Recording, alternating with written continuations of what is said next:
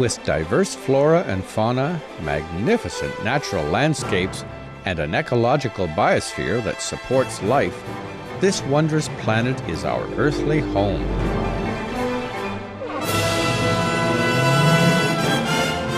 From our animal co-inhabitants to the lush rainforests and life-giving soil, we cherish all these as gifts from the Creator. It is a common theme in the world's major faiths that during our temporary stay here, we should be good stewards of Mother Earth.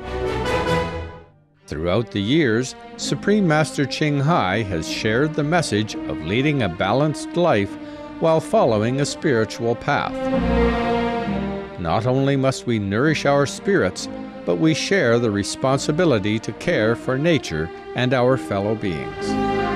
In light of recent scientific evidences which pinpoint the raising of livestock as the #1 contributor to climate change, Supreme Master Ching Hai affirms the important message she has noted for over the past 2 decades. We must be vegetarian, meaning an animal-free diet, and practice sustainable living. Today, we present to you part 1 of a 4-part series titled We Have to Save the Planet at All Costs, a discussion by Supreme Master Ching Hai during a group meditation on August 8, 2009, concerning the detrimental impacts of the meat diet on human health, the environment, and ultimately the health of our planet. Killing is never right. Yes, I have told the journalist, I wish I could say otherwise. That would make me even more popular. You know, I told him, meat is one of the most powerful industry in every country. If I have not forbid you to eat meat, I would have had more disciples. Easy. Everybody come in, just kowtow, and that's it. Ching Haiism. And I would amass all kind of fortune, fame, whatever, but I never go in that direction, not at the cost of my life even. We can't. I say the truth cannot be altered, no matter what. I said to him, I put myself even in danger. Telling the truth, but I have to save my planet. I don't know if you want to save your planet, but I want to save my planet. I want to save my people. I don't know if you want to save your people. I want to save my people. My people is whom?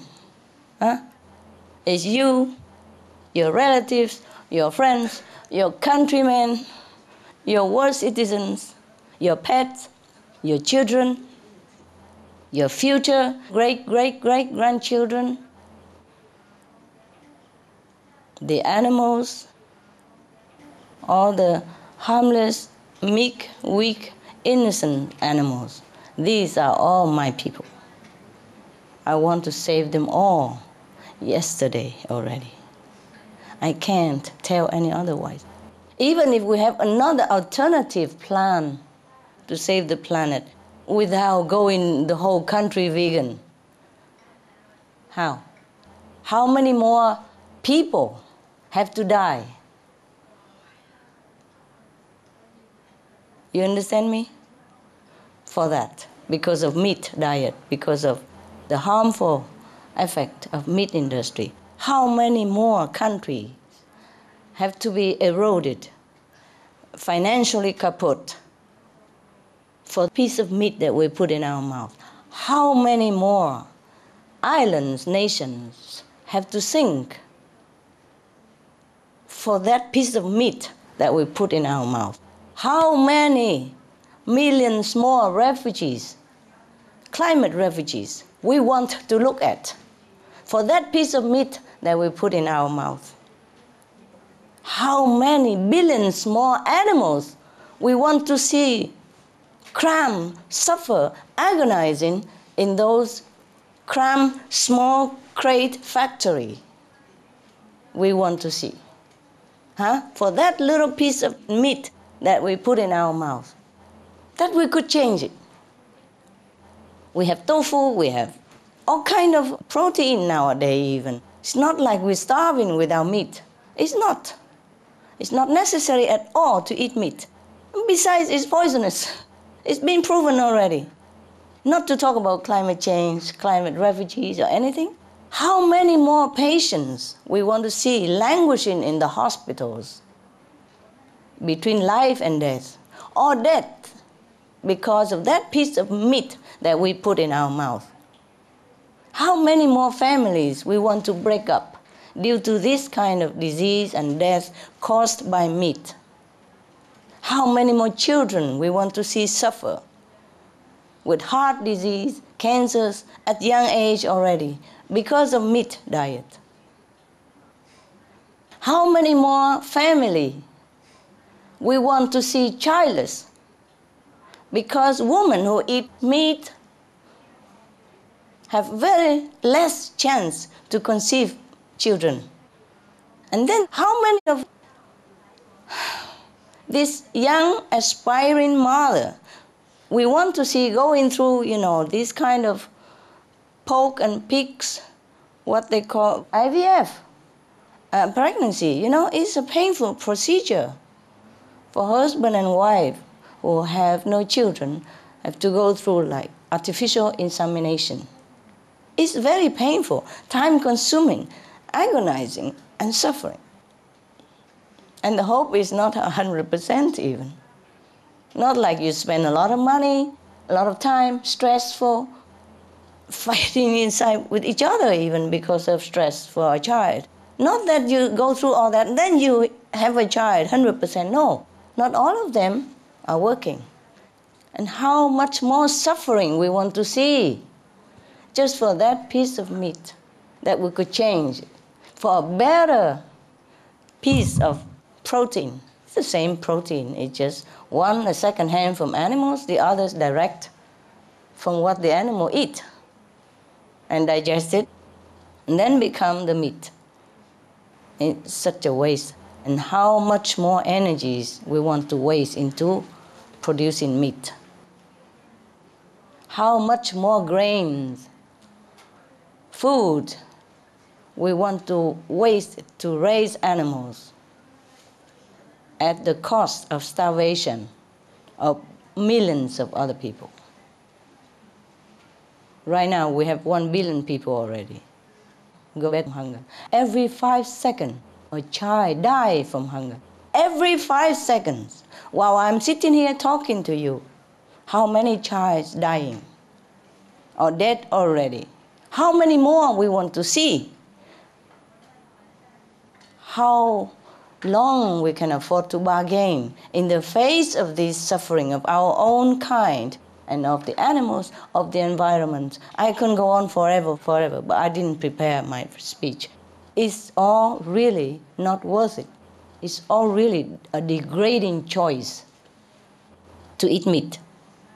We can't bargain. We can't say, well, let's take it easy. We probably have a better idea, a better plan than be vegan. What better plan? What better plan? Even if we have better plan, suppose we have better plan, should we choose it? Should we choose a better plan than vegan, which save billions of lives, save the animals, save our children, save our planet? Should we choose a second plan, a plan B? There is no plan B. Even if there is a plan B, it's not humane to choose a plan in disregarding the suffering of our own kind, of other beings on this planet, and of the danger that we're facing, the climate change, which will easily destroy the whole planet. And, probably all or most of the beings on this planet. Vegetarianism and religion.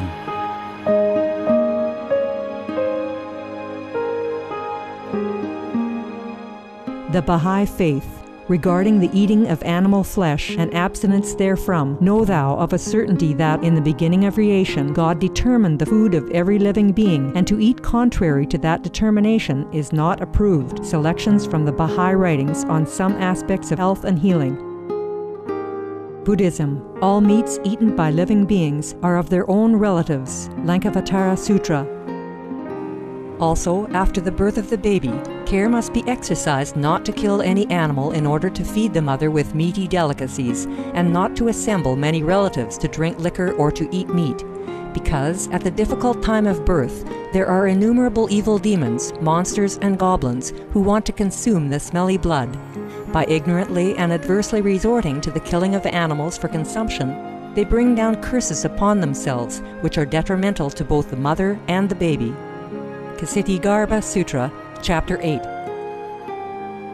Be careful during the days immediately after someone's death, not killing or destroying, or creating evil karma by worshipping or offering sacrifice to demons and deities, because such killing and slaughtering committed, or such worship performed, or such sacrifice offered, would not have even an iota of force to benefit the dead, but would entwine even more sinful karma into previous karma, making it even deeper and more serious, thus delay his rebirth to a good state. Karma means retribution. Ksitigarbha Sutra, Chapter 7.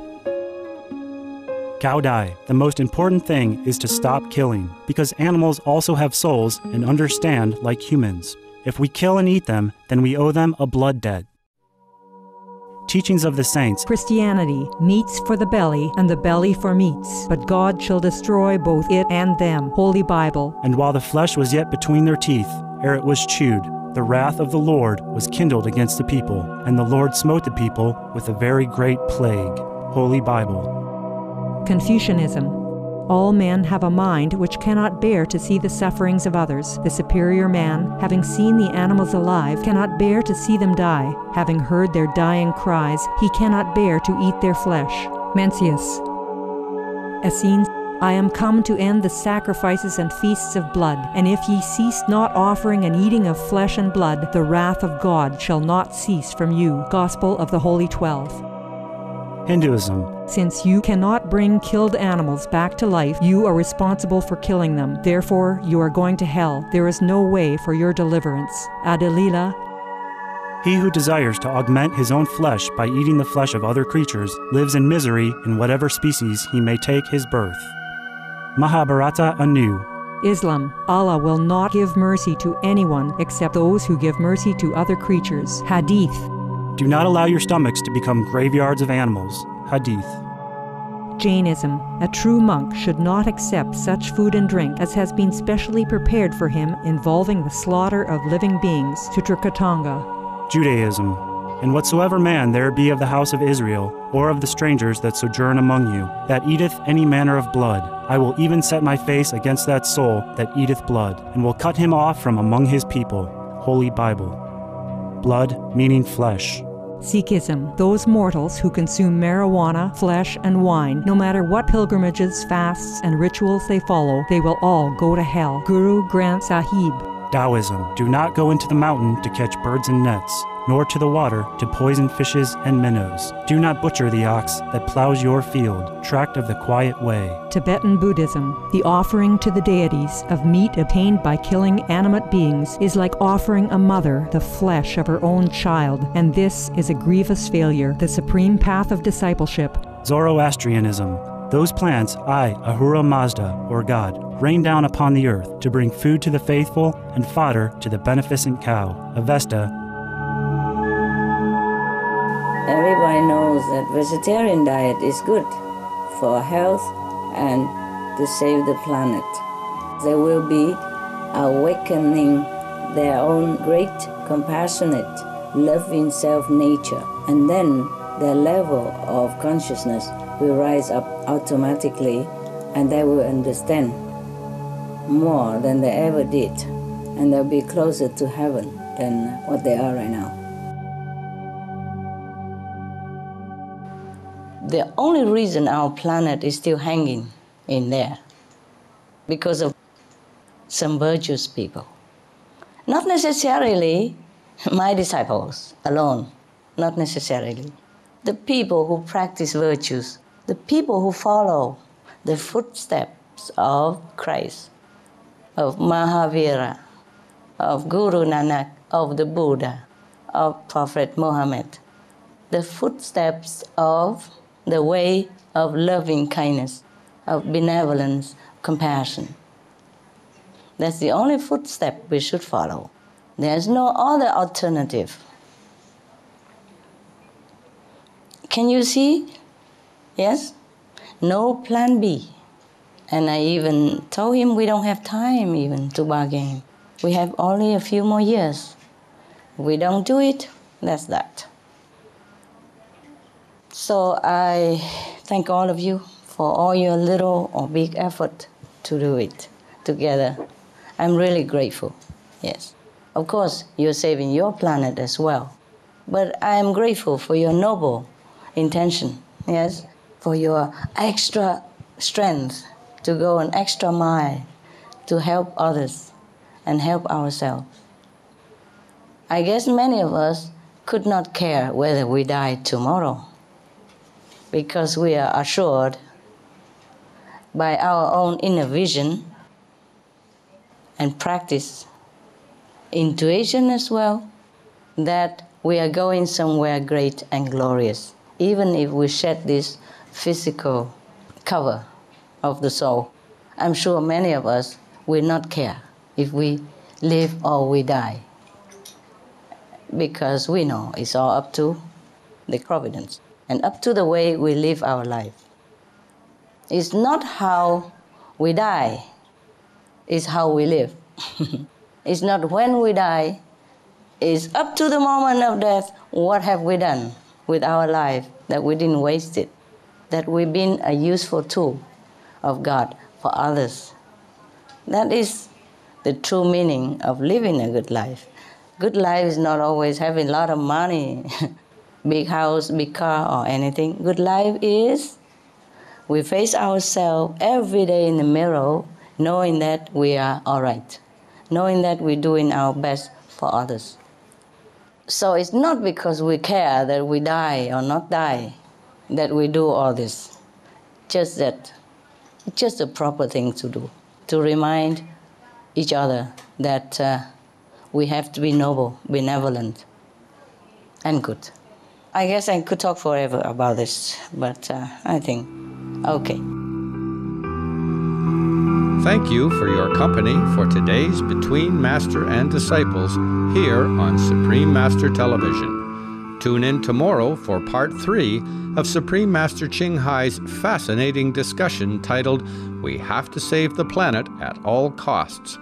And now, Animal World, Our Co-Inhabitants, is coming up next, right after noteworthy news. Please stay tuned to Supreme Master Television.